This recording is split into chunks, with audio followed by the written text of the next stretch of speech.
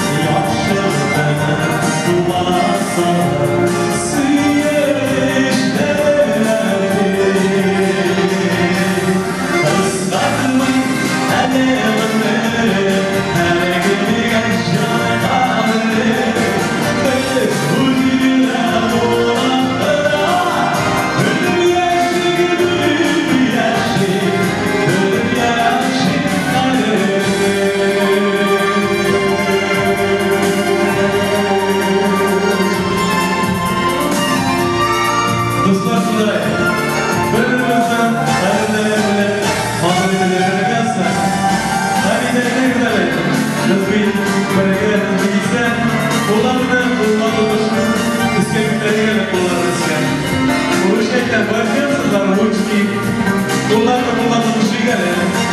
Bir marta ıslatır mı?